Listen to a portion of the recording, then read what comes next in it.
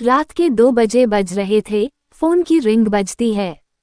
26 साल का आनंद नींद से जाग बड़ा खुश होकर फोन को रिसीव करता है। खुश इसलिए होता है क्योंकि उसकी नई नई गर्लफ्रेंड बिना टाइम देखे कभी भी उसको फोन कर देती है। फोन की दूसरी तरफ से आवाज आती है, जन्मदिन मुबारक हो बेटा, आज मेरा बेटा पूरे 26 साल का हो गया है, मैं बहुत खुश हूँ। माँ की आवाज सुनते ही आनंद के चेहरे के एक्सप्रेशन बदल जाते हैं। वो गुस्से में बोलता है, माँ तुझे समझ नहीं आता क्या? इतनी सी बात के लिए मेरी नींद खराब कर दी। यह बात तो तू मुझे सुबह भी बोल सकती थी। इतना कहकर वह फोन काट देता। थोड़ी देर बाद फिर से फोन की रिंग बजती है। आनंद फिर से फोन उठाता है और इस बार फोन पर पापा होते हैं। आनंद इस बार आराम से बात करता है, थैंक यू पापा, आपने मुझे बर्थडे विश करने के लिए फ़ोन किया, वो भी इतनी रात को। पापा कहते हैं, नहीं बेटा, मैंने तुम्हें मुबारकबाद देने के लिए नहीं बल्कि ये बताने के लिए फ़ोन किया है कि तुम्हारी माँ बिल्कुल पागल है।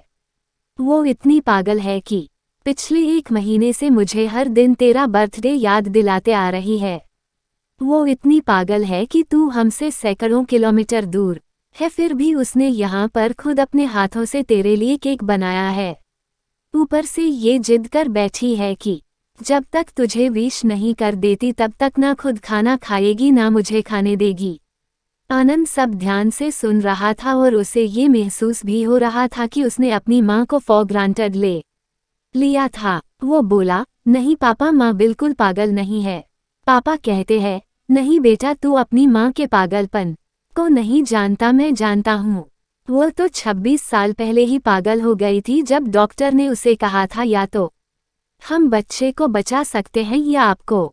उसने बिना 1 सेकंड भी सोचे बच्चे को बचाने का फैसला ले लिया और मुझे भी कसम देखकर उस फॉर्म पर साइन करने के लिए मना लिया था जिस पर लिखा था उसकी जिंदगी इस ऑपरेशन से खतरे में, और अगर उसे कुछ होता है तो उसके जिम्मेदार डॉक्टर नहीं होंगे।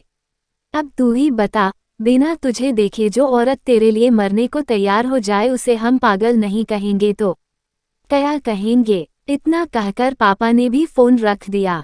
आनंद ने भी अब यह महसूस किया था कि वह जो कर रहा था वो भूल नहीं, गुनाह था। हाँ, एक बार किसी इंसान को दुख दो तो कोई बात नहीं, लेकिन भगवान को दुख देना गुनाह ही होता है। और माँ भगवान से कम नहीं होती। पश्चाताप के आंसू उसकी आंखों से बह निकले। सवेरा होते ही आनंद अपने घर की ओर रवाना हो गया अपने माँ बाप से माफ़ी मांगने के लिए। घर पहुँचते ही उसने पहले माँ से माफ़ी मांगी जिसने उसे गले से लगा लिया। माँ की ममता तो अनमोल है।